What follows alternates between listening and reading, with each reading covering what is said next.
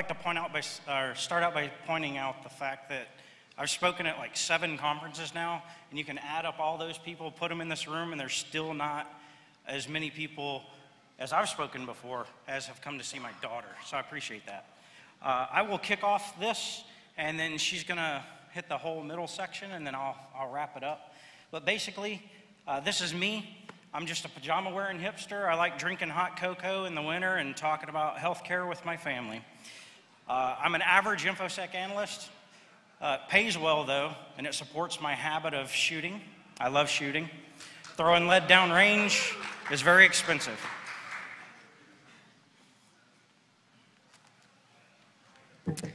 Okay, so I'm pretty much just a photographer, and I'm 14 years old, so most people consider me a kid. Yes. Especially him, because why not? I have a sister and a brother named Audrey and Isaac, and they are nuts, but I love them very much, and I'm a Christian just like my dad. So by 14, by the way, she turned 14 2 weeks ago, so I still consider her 13. She is a kid. So what this talk is not, it's not groundbreaking. There's nothing that we've really developed or come up with on our own. To be honest with you, we basically stole it from World Possible and Hackers for Charity. So they did all the groundwork for us. They really deserve all the credit. We just kind of bought the pieces, put it together, and she deployed this in Africa. What this is, well, we homeschool, so we have to come up with our own curriculum. And whenever it comes to science and math and things of that nature, my wife is not exactly a scientific or mathematician type person. She's very good at addition and subtraction, but the rest of it I have to come up with.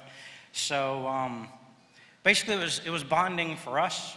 I don't get to see my daughter a lot, so it's what we do. And it's a call to serve. This kid has been wanting to go to Africa since she was about 3. We finally let her go whenever she was 13. So pretty much just to shut her up. Yeah. So a little bit of background. This is kind of the history of what happened. Whenever she was 5 years old, she actually had her second camera. At the age of 3, we bought her a little Barbie camera, took 12 pictures, that was it. And I knew I was in trouble whenever she would take 12 pictures of the same object from different angles, and she would always study the light and how it affected the camera or the photo. So I figured that was gonna expand in the future. In 2006, my in-laws, like all of them, went to Kenya on a medical mission trip. And that's kind of where they got the bug. So this is actually, it was the Maasai tribe in the Rift Valley area. And they absolutely loved it. They decided they would go back. Whenever they came home with all the stories, that's whenever Emily really started getting on us. She was 6 years old at this time. So we just had to set a rule because of the shots. We decided we wanted her to be 13. She doesn't know it, but it was actually arbitrary. But yeah, all right. So apparently she did know. So in 2012, my mother-in-law went back to Kenya and helped establish a clinic, a medical clinic. This lady is Grace, the one that doesn't look like me. And basically, she failed out of medical school. What that means is she got a B, so her dad stopped paying. So my in-laws decided they would pay for her, and rather than have her pay them back, she would have to put someone else through medical school. So she's actually put 2 doctors through and a nurse, right? Yeah, and then there's one actively in. Then there's one actively in. She's paying their way right now. So this is really all about paying it forward. Let's see, 2012, once again, my mother-in-law goes at least every 6 months, which I think is crazy, but like I said, she feels it's her call. It's what she's supposed to be doing, so she does it. Basically, in 2012, they adopted a school. Now, if you're in Nairobi, Kenya, and you just drive an hour and a half south, in the middle of nowhere, there's all of a sudden a school. So they adopted the school, 218 children, and there's some of the children. This year, we adopted an orphanage. And this orphanage is actually a homeschool also. In Kenya, it's very expensive to send somebody to school. You have to buy uniforms, you have to buy everything for them. So if you don't have sponsorship, really, you can't go to school. So this lady that started this orphanage was actually a school teacher, retired. So she homeschools. This year was whenever my daughter came to me and said, I will be an artist, I will be a photographer. So I, being a technology guy, knowing nothing about art, panicked. And I wanted to redivert her attention into something that could pay the bills and maybe have this as a hobby. She's good enough to where it's not gonna be a hobby. And that's not just because I'm a dad. Okay. So the plan was we were gonna build a server, and then we're gonna build the Rachel Pi, but yeah. And then we're gonna install Windows 7 on a ThinkPad. We're gonna install Linux using Crouton on an Acer Chromebook. It was a little silver one, didn't work. We're gonna go to Kenya, install the software, teach the staff, and then it would be a big learning thing. So I want to start this slide off by apologizing to Sam Kinch. I think I've spoken to him so much about this that he was going to take out a restraining order against me. Every conference we ever went to together, I was like on his hip, saying, Sam, what do you have for me? What can you give me? What can you do? And he's like, dude, seriously, I've got all of it. I'll give it to you. It's going to take time. I'm building these things while I'm writing it down. So apologize, Sam. Okay, so how it actually happened is that, and then we bought the Rachel Pi and then built the server. Then we pretty much tried to download the Rachel Pi stuff, but it was kind of already downloaded a little bit. And so we spent like 5 hours trying to get it to work, and it wouldn't work. It was Dad's fault. Yeah, I forgot to format the SD card. Yeah. And so for like 5 hours, we sat there trying to figure this thing out. And then he's like, wait a second, I should probably see if I did that. And he hadn't. So we went to Kenya, and then we built them this big school made out of sheet metal and wood, which is like really nice in Kenya. And then we installed the Rachel Pi, and then we taught our friend Salome, who works at the hotel we stay at, and she goes out there a lot to help. And so we taught her because there was no electricity. Okay. So we started off by ordering the parts, and if you've never done this before, you can go to worldpossible.com or hackersforcharity.org, and they have the parts list there and a step-by-step procedure on how to do it. Our budget, Emily raised over $1,000 to do this. She dedicated $100 of that money for this particular part of the project, and I think $81 was the total. So she came under her budget. It would have actually been $80, but I had to purchase 2 Wi-Fi dongles because the first one I tried to go to the cheap route and save $1, and you'll see later it kind of kicked me in the butt. We built a case. We had got 2 originally, one for watching TV and one for the school. And then the one for the school, we kind of made a case out of Legos for, and it's really awesome, if I do say so myself. Oh, yeah. I have the link to this step-by-step procedure on how to do that. This guy created it in Lego CAD. I don't know if you've ever heard of that. It rocks. And this is me building the Rachel Pi. And yes, we brought down my parents' TV and did it on that, because that's apparently what we do. I don't have a monitor anymore. It's all laptops. So I had to steal the TV and relocate it for a little while. And then we installed it on the computer, the laptops. And I'm being bored because that's whenever he kind of messed it up with the SD card. 2 different things happened. Number one is for the Rachel Pi. Like I said, I forgot to format the SD card. Bad on me. And then the other one is she had never installed an operating system of any type. So whenever Windows 7, all the click-throughs, this is basically her. At this point, it was like 10 minutes into it, and she was already getting angry, asking me how I could ever have been a system administrator.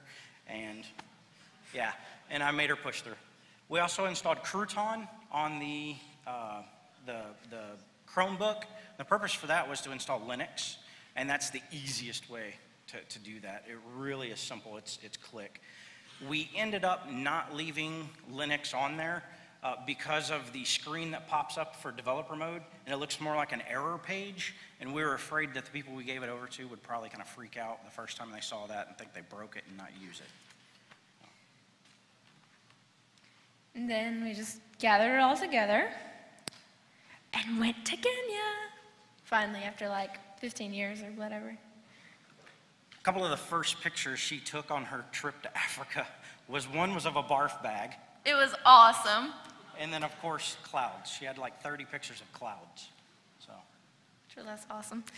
And then we built the school. So these are pictures. That's what they wanted it to look like. That's like a high-scale building in Kenya. This is actually where all the boys sleep. So that's kind of sad. Yeah, that's where the boys sleep. And I think that's my mom and Aunt Rachel. They're building the school. And they had never seen the way we did it before. They were like, you build the walls on the ground and push it up, because they were used to like using these weird ladders, and I don't even know how. And pushing up the wall. And then inside the completed wall. This is kind of another side story. These were day laborers, the guys in front. Whenever we tried to pay them, we asked how much was acceptable, and they told us $1 a day. So my wife's grandfather who went was like, that's not happening, I'm gonna give them more. And the lady pulled him aside and said, that will totally wreck the economy if you just do that. So we gave him $2 a day, which is still sad. And then that's the completed school. And they thought it was so nice, they decided they weren't going to use it for a school. They were going to use it for the girls to sleep in, because before then they had been sleeping literally in the living room on mattresses on the floor. And so they decided they were going to put all the mattresses in there and have school in the living room. And yeah, this is me making sure it worked. And there was no power because they had just moved in. And the previous house that they had, they just moved to this house. The previous house had power. So we went into it thinking they were going to have power. Well, then they moved on us, literally in the last couple of months, so they had no power. And then we remembered that George, our guide, had some power in the van. And so we went to the van. But unfortunately, they use English plugs, and we didn't have an adapter, so we had to hold it in the entire time. And of course, it didn't work. Yeah. The power in the van was a little bit too unstable, so it wouldn't work. And one of the things that I had noticed was whenever she was putting it all together, actually my wife was coaching her on how to do it, which was a mistake. Basically, she had her plug the power in first and then put the SD card in, so we're just thankful that it didn't just stop. And then we sent an email to tech support, also known as my dad, but he made us put tech support because he's weird like that. And he emailed us back with a list of things we had done wrong. Yeah, basically the 2 real steps that are involved. We just switched them up, but it didn't work. Yeah. And that's Salome, and that's who we taught. And because we didn't have time to go back and plug it in, but it was really easy, like literally 3 steps to turn it on. So we just taught Salome, and she goes out there a lot, and she fixed it for him. If you've never experienced the Rachel Pi software, basically there's a lot of Khan Academy stuff on there. There's Wikipedia stuff on there. One of the big things that the orphanage owner really loved was the medical information. And we're talking basic medical things, like wash your hands. Don't wash your plates in the same water that you pee next to, that kind of thing. So she really, because a lot of times some of the people out there, they don't know any better because they've just never been told. It's what they've been doing for years. So whenever she saw this in writing, she was like, finally, I can explain to these people that we're doing this wrong. So she really loved that part of it. And then we went on safari and saw a bunch of giraffes, which are like the most awesome animal ever. If you can see, I brought my giraffe because it's amazing. And that's a leopard, which we saw on our first day. And apparently it didn't happen because they're super rare, but we ended up seeing 2. on the first day. And that's the sun. And just in case you're wondering, that giant, it actually is that big whenever it rises. That's actually it. And then, of course, she spoke here.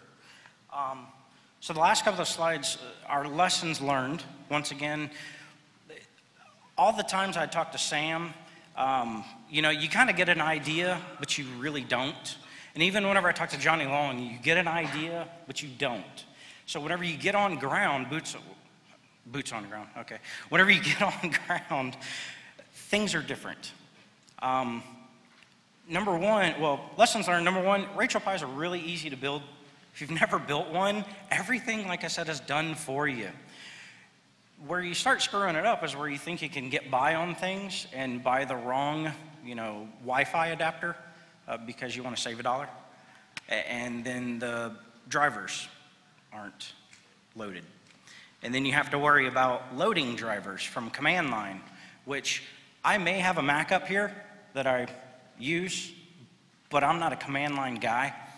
I can tell you a long story about Unix and Sun OS back in the day and why I refused to touch any Nix variant. And unfortunately, here I am again. He still knows like way more than me. Like he tried to teach me 3 commands. I've forgotten them already. MD5 is one of the commands I tried to teach her. She wants to be an artist. Did I say that? So if the maker recommends a part, buy that part.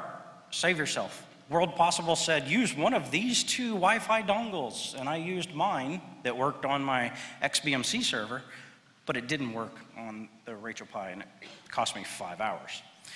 I always recommend the 1.5 amp power supply, just because those Wi-Fi dongles can suck down a lot of power. If you can get away with it, use it. You only have to have a 1 amp, I believe it is, power supply. But just with the components that we use, it seemed to work better. More lessons learned. Rachel Pi doesn't like dirty power. Whenever we were in the van, she couldn't get it to work at all. As soon as we got to the hotel, or she got to the hotel, then it seemed to work fine. Have a backup plan, just in case we had a partial backup plan. If the Rachel Pi didn't work because of Wi-Fi, I gave her a Cat 5 cable, showed her how to use that. It's really simple. You just plug in a computer, you're done. Or plug in a router and you're done. What we didn't have a backup plan on was what happens if the Rachel Pi goes down. There's no power button. So anytime you pull out power, it does just a dirty shutdown, right? It just, power's gone. It's Linux based, so it's gonna crash in a matter of time. I wanted to put the Khan Academy or Ka Lite on the laptops. We just didn't have enough time to do it, so that was kind of my failure. And then Linux was really too difficult for the end users to use. Just the simple keystrokes of getting from one OS on the Chromebook to another one. So we just kind of nixed that and did away with it. So what's next? They're going to install power in the house in the next couple of months, which is going to be really good. Emily's going to use the rest of the money that she raised to buy a really good generator for them as a backup. Provide more computers to the kids. It's kind of something that we're hoping for. There's 28 kids, 20 of them, 29 now. They showed up with a little baby whenever the day they were leaving, so 1-day-old baby. Pelican Pi. Johnny, can you come on up and bring your Pelican Pi? This is something that we kind of want to do in the future, if it's possible, and hopefully we can go back this summer. So I don't want to steal their thunder, so before I get started, let's give these guys a big hand, because I think it's really cool.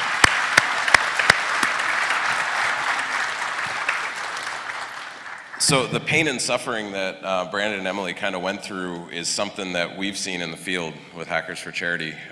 You know, all the problems that they ran into made us realize that there's a huge need for something portable that you can put into a classroom that is in a rugged environment with lots of dirt, dirty power. You know, all of these things that they kind of ran into, we've run into before. And parallel to these guys going through the pain and suffering of learning all this stuff, we were going through it at the same time. and bouncing ideas off each other and things. And for those of you that haven't seen it, this is the Pelican Pi. This is kind of the evolution of what these guys did. And basically this solves the power problem in that it's solar chargeable. It also works on 110, 220. It's got a 24-hour battery that can run this thing when the power's supposed to be there, but it's not. And basically this is the portable server that they were talking about. Okay, so for those of you that might be interested in doing something like this, but don't want to go through the pain and suffering, and trying to figure it all out on your own, or you don't want to figure it all out and then get there and realize, oh, I forgot something. These kits are available for you guys to kind of go with and deploy on your own. All the software that these guys talked about is available here on Wi-Fi, so those of you that are in the room right now are going to see a Rachel access point.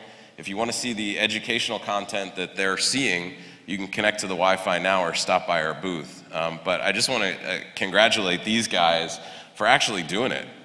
Going somewhere that didn't have an educational system, didn't have curriculum, didn't have computers, and they basically deployed it. So what they did was really awesome, and just want to really encourage anybody else that's interested in it, talk to these guys. It's really a life-changing experience. So again, thank you guys so much.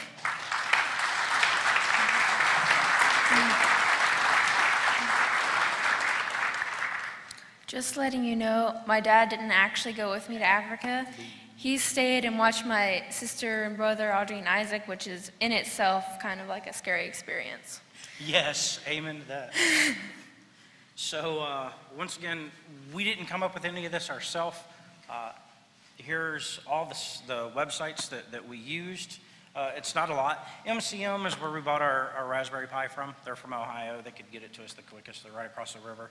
We're in Kentucky, so that's basically it. Are there any questions?